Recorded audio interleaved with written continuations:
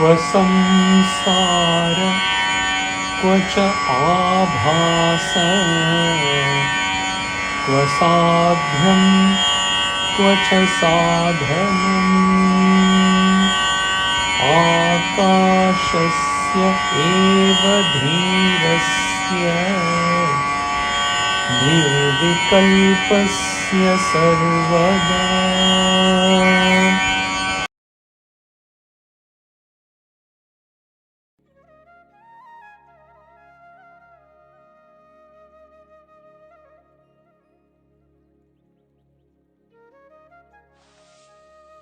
Where is the world and where is its appearance? Where is the end and where are the means for the wise one who is ever changeless like the universal space? Immediately after reading this translation, the first expression recorded seated in Bhiwadi in the notes is beautiful. Changeless existence.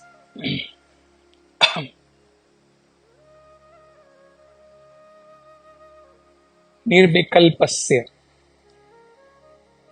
A man of wisdom exists as changeless self, as nirvikalpasya sarvadā. That state has been compared to ākāśasyeva, changeless space. Space has no form, no properties, and hence it is ever changeless. Only that which has a form can change in its form. Only that which has some property can change in its property.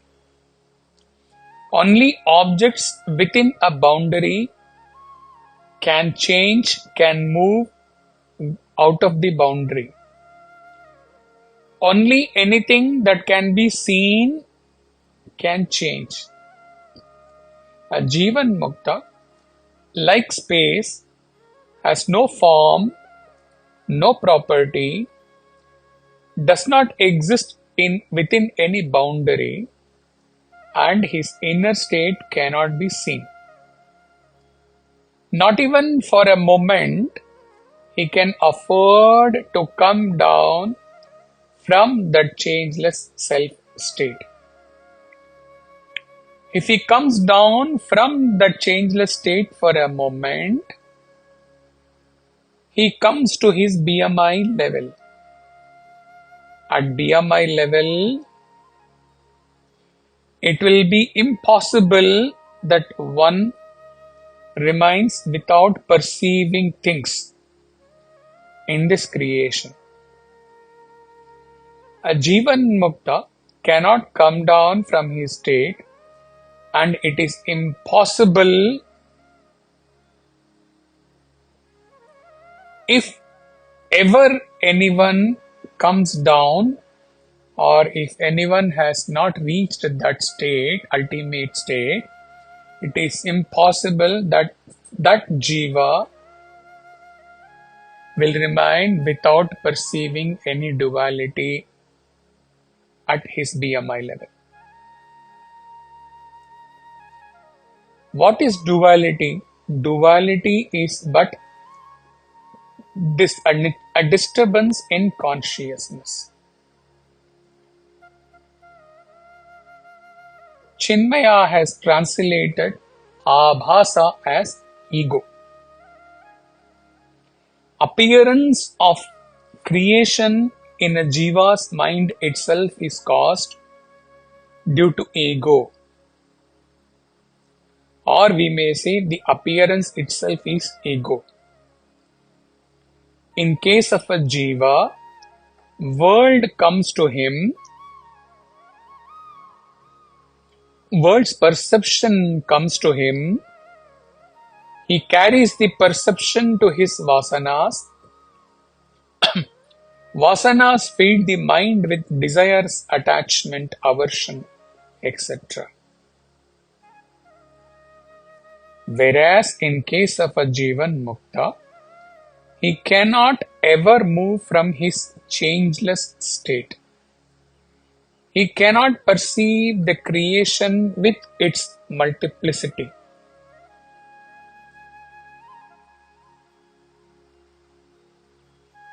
His abidance in self is not for few hours during the day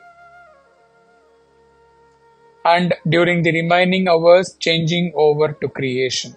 No. He abides in changeless self with no change within him. So he can say he abides changelessly in the changeless self. Changeless is the most potent and the most powerful expression used in this verse. The changeless self does not have a moment when it can change and take over the identity of ego is equal to jiva. So with no possibility of taking the role of jiva is equal to ego by the changeless self, the self that he exists as, he cannot perceive this creation. For him, in existing as the changeless self, there is no means, that is sadhana, to attain realization. There is no end, which is God realization, anymore. He has already realized. And this post-realization life is as though a new, fresh life for him, where the idea of sadhana as means and struggle for the sādhyaṃ, which is realization, both are absent.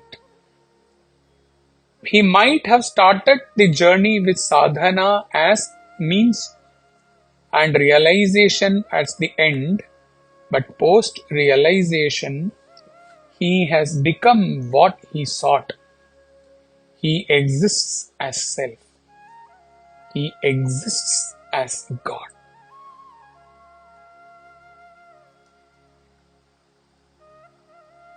What to talk of this end of duality of sadhana and sādhyaṃ, means and the end? He cannot comprehend any duality like joy and sorrow, pain and pleasure, and even recognition and ignoring by the world, etc. What more to say? Is this one verse not enough for contemplating and contemplating till one realizes self as his true identity? Let us see if there is any more expression in the commentary.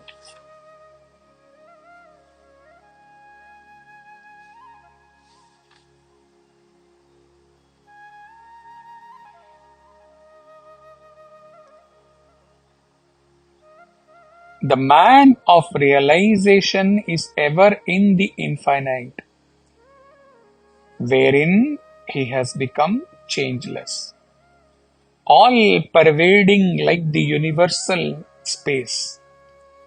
He has ended all his limitations. The pot has broken and the pot space has become one with the eternal universal space. The wave has merged in the ocean. The pot has been crushed and has become the mud. The dreamer has awakened. The liberated in life is the supreme self in action. Manhood has ended in sheer godhood. Unquote. Hari Om Tat Sat.